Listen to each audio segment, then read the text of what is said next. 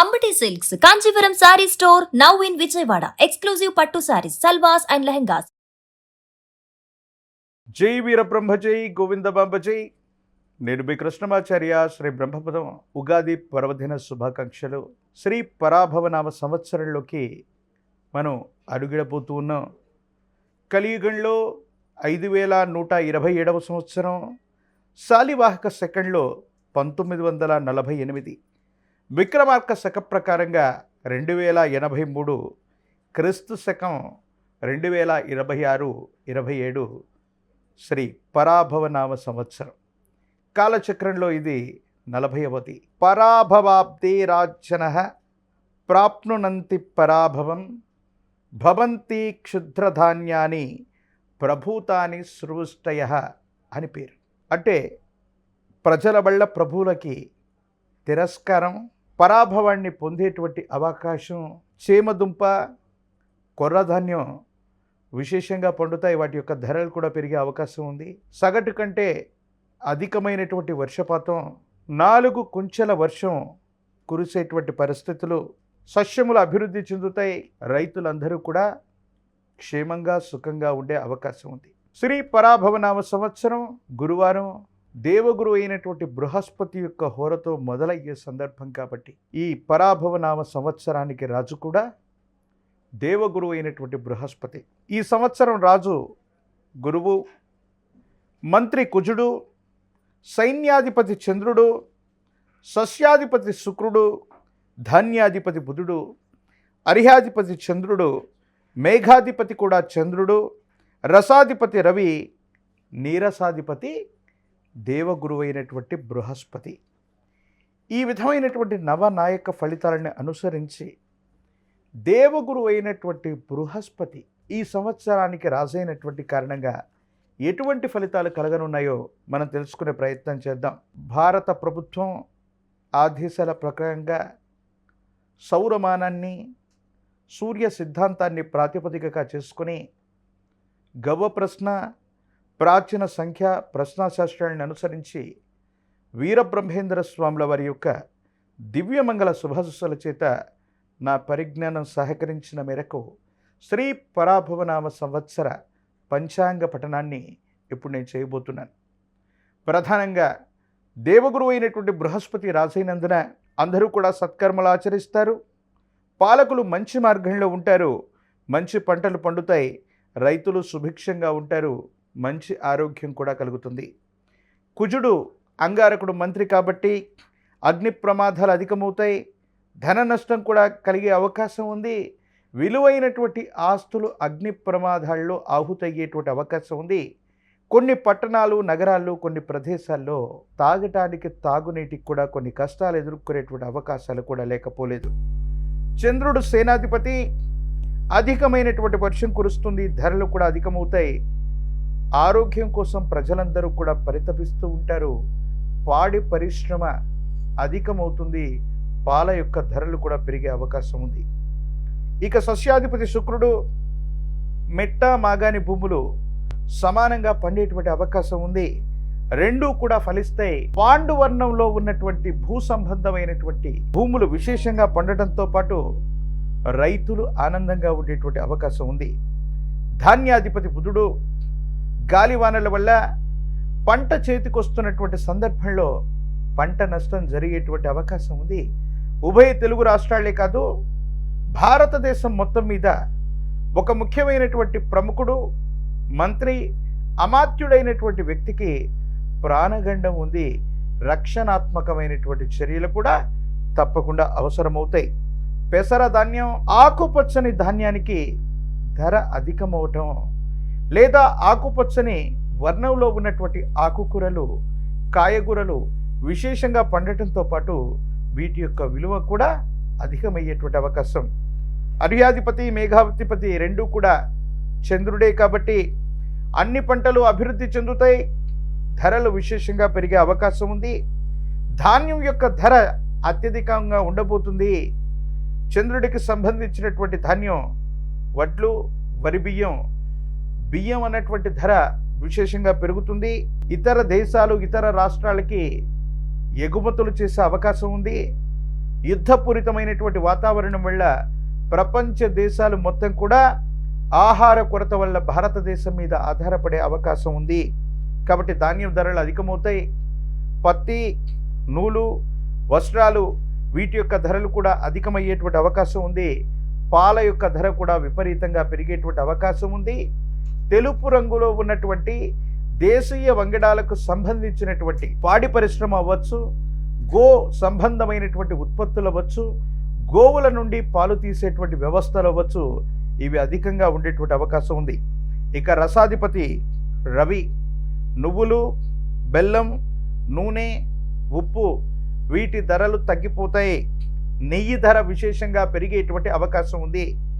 ఇక నీరసాధిపతి దేవగురు అయినటువంటి బృహస్పతి ఈ కారణంగా రత్నములు, బంగారం, ధాన్యం, పత్తి, తోలు, అగరు, సుగంధ ద్రవ్యాల యొక్క ధర పెరగడంతో పాటు బంగారం ధర ఊహించటానికి కూడా ఆశ్చర్యం కలిగించేటువంటి పరిస్థితుల్లో శ్రీ పరాభవనామ సంవత్సరంలో కొన్ని లక్షల రూపాయల్లోకి బంగారం యొక్క ధర మరింతగా దూసుకుపోయేటువంటి అవకాశం ఉంది. సింగిల్ గ్రామ్ గోల్డ్లు లేదా గెల్ట్ నగళ్ళు, ఇత్తడికి సంబంధించినటువంటి ఆభరణాల యొక్క ఉత్పత్తి కూడా పెరిగే అవకాశం ఉంది. బంగారం యొక్క ధరలు సామాన్యుడికి అందుబాటులో ఉండేటువంటి అవకాశాలు తగ్గిపోతాయి. వీటి యొక్క ధరలు విశేషంగా పెరిగేటువంటి అవకాశం కూడా ఉంది. ఇప్పుడు నవనాయక ఫలితాలని మనం చూసాం. శ్రీ పరాభవనామ సంవత్సరంలోని గ్రహ సంచారం ప్రధానంగా 2026-27 సంవత్సరంలోని ఈ పరాభవనామ సంవత్సరంలో దేవగురు అయినటువంటి బృహస్పతి మిథునం, కర్కాటకం, సింహరాశుల్లో సంచరిస్తూ ఉంటారు. ఈ 2026 సంవత్సరం జూన్ 2వ తారీఖు దేవగురు అయినటువంటి బృహస్పతి మిథునం నుంచి కర్కాటకంలోకి సంక్రమణం అవుతారు. 2026 సంవత్సరం అక్టోబర్ 31 నాడు దేవగురు అయినటువంటి బృహస్పతి కర్కాటకం నుండి సింహరాశిలో కూడా వెళతారు. ఒకే సంవత్సరంలో దేవగురు అయినటువంటి బృహస్పతి 3 రాశుల్లో సంచరించేటువంటి అరుదైనటువంటి విషయం. ఇది దేశ కాలమాన పరిస్థితుల మీద, ప్రపంచ పరిస్థితుల మీద విశేషవంతమైనటువంటి ప్రభావాన్ని చూపేటటువంటి అవకాశం తప్పకుండా ఉంటుంది. ఇక రాహుకేతువులు 2026 సంవత్సరం డిసెంబర్ 6వ తారీఖు నాడు మకర, కర్కాటక రాశిలో రాహుకేతువుల యొక్క సంచారం జరగబోతుంది. దేశంలో లేదా ప్రపంచంలో యుద్ధపూరితమైనటువంటి వాతావరణమైనటువంటి పరిస్థితులను మనం చూస్తున్నాం. సరిహద్దు దేశాలతో మనం తీవ్రమైనటువంటి ఇబ్బందులు కూడా మనం చూస్తున్నాం.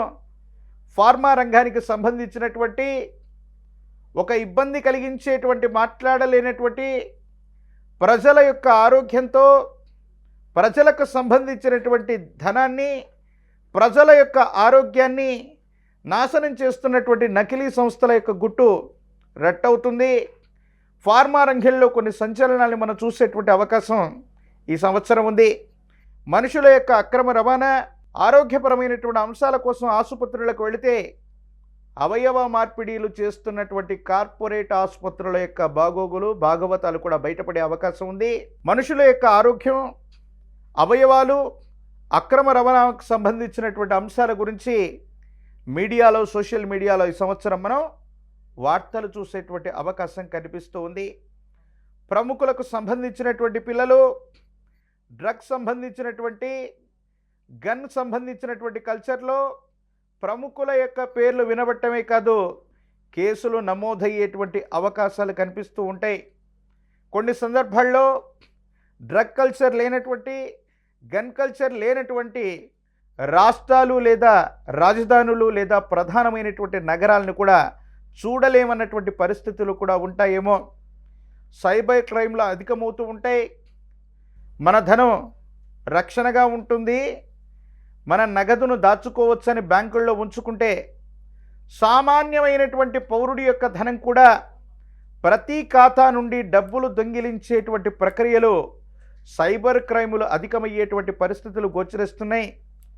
ఆర్టిఫిషియల్ ఇంటెలిజెన్స్ లాంటి సాంకేతికపరమైనటువంటి విప్లవాల వల్ల ఎంతోమంది ఉపాధి కోల్పోయేటువంటి అవకాశాలు కూడా కనపడుతూ ఉంటాయి. ప్రభుత్వ రంగ సంస్థలు, ప్రభుత్వానికి సంబంధించినటువంటి ప్రభుత్వ ఉద్యోగాల కొలువుల జాతర ఉండబోతుంది. ప్రభుత్వ రంగ పరిశ్రమలు కూడా పెరిగేటువంటి అవకాశాలు కనిపిస్తూ ఉన్నాయి. రోడ్డు సంబంధమైన వాయు సంబంధమైనటువంటి ప్రమాదాల వల్ల ప్రజలు తీవ్రంగా ఇబ్బంది పడతారు. రోడ్డు ప్రమాదాలు అధికమయ్యేటువంటి అవకాశాలు కనపడుతూ ఉన్నాయి. సనాతన ధర్మానికి, హిందూ ధర్మానికి ప్రతీకలైనటువంటి దేవాలయాలు, పరమ పూజ్య మఠపీఠ ఆశ్రమాలకు సంబంధించి యోగదాయకమైనటువంటి పరిస్థితులు రాబోతున్నాయి. ఆలయాల్లో, ఆశ్రమాల్లో, మఠాల్లో, పీఠాల్లో అభివృద్ధి కొనసాగేటువంటి అవకాశం ఉంది. కానీ కొన్ని ధార్మిక సంస్థలు, ప్రభుత్వ రంగ సంస్థలు, దేవాదాయ ధర్మాదాయ శాఖలు లేదా ప్రత్యేకమైనటువంటి దేవాలయాల్లో అవినీతి భాగోతం బయటపడేటువంటి అవకాశం ఉంది. ప్రత్యేకించి విశేషవంతమైనటువంటి హిందూ ధర్మానికి పరిరక్షణ చెందేటువంటి కొన్ని రకాలైనటువంటి ఆలయాల్లో ప్రసాదాల్లో జరిగినటువంటి కల్తీ అవ్వచ్చు, దేవతామూర్తులకు చేస్తున్నటువంటి కైంకర్యాలలోని లోపాలవచ్చు, ఇవన్నీ కూడా బయటపడేటువంటి అవకాశం కూడా కనబడుతూ ఉంది. అగ్ని సంబంధమైనటువంటి ప్రమాదాలు, విద్యుత్ సంబంధమైనటువంటి ప్రమాదాలు, సబ్స్టేషన్లు అంటుకుపోవటం, గ్రామాల్లో విద్యుత్ సంబంధమైనటువంటి కొరత వల్ల, విద్యుత్ సంబంధమైనటువంటి ప్రమాదాల వల్ల సామాన్యుడు ఇబ్బంది కలిగించేటువంటి పరిస్థితులు, ఇవన్నీ కూడా మనం చూడబోతున్నాం. అటు భారతదేశ ప్రభుత్వం అవ్వచ్చు, ఉభయ తెలుగు రాష్ట్రాలకు సంబంధించినటువంటి ప్రభుత్వాలు, మంత్రులు, ప్రతినిధులు మంత్రివర్గ విస్తరణ కారణంగా కొత్త ముఖాలకు చోటు లభిస్తుంది. కొంతమంది వ్యక్తులు మంత్రివర్గం నుంచి వైదొలిగేటువంటి అవకాశాలు కూడా ఉన్నాయి. ఇది పరాభవ నవ సంవత్సరం. ఈ 2026వ సంవత్సరం ఉగాది పర్వదినం మొదలుకొని భారతదేశంలోని వివిధ రాష్ట్రాల్లో జరగబోయేటువంటి ఎన్నికల్లో ఇప్పటికే అధికార పక్షంలో ఉన్నటువంటి ప్రభువులు, అంటే ప్రజల చేత ప్రజల కొరకు ఎన్నుకోబడినటువంటి ప్రజాస్వామ్య వ్యవస్థలో ప్రభుత్వ అధినేతలుగా ఉన్నటువంటి పెద్దలకి కొంచెం ప్రజల నుంచి వ్యతిరేకత లభిస్తుంది. ప్రభుత్వాలకి ఇది గెట్టుకాలమే. ప్రతిపక్షాలు పుంజుకోవడమో, విశేషవంతమైనటువంటి జనాకర్షణ కారణంగా ప్రజల యొక్క బలాన్ని సంపాదించే అవకాశం ప్రతిపక్షాలకు కలుగుతుంది. కొన్ని చోట్ల ప్రతిపక్షాలు బలమైనటువంటి పోటీ ఇవ్వటమే కాదు, ప్రతిపక్షంలో ఉన్నటువంటి పార్టీలు కూడా కూటమిగా ఏర్పడి ప్రభుత్వాన్ని ఏర్పాటు చేసేటువంటి దిశగా సమీపమైనటువంటి భవిష్యత్తులో కొన్ని సమీకరణాలుగా మారేటువంటి అవకాశాలు కూడా కనబడుతున్నాయి. కాబట్టి పరాభవ నవ సంవత్సరం కొన్ని మంచి చెడుల యొక్క మేలు కలయికగా ఉంది. ప్రజలందరూ కూడా సుభిక్షంగా ఉండాలి, ఆరోగ్యంగా ఉండాలి, శాంతియుతంగా ఉండాలి. ప్రపంచంలో జరగబోతున్నటువంటి యుద్ధపూరితమైనటువంటి వాతావరణం, ఆ యుద్ధ రణరంగం వల్ల మన జీవనం ఏమాత్రం కూడా స్తంభించకుండా విశ్వ మానవాళి మొత్తం కూడా, భారతదేశమే కాదు ప్రపంచ దేశాలన్నీ కూడా శాంతితో, సంయమనంతో ఉండాలని మనందరం కూడా కోరుకుందాం.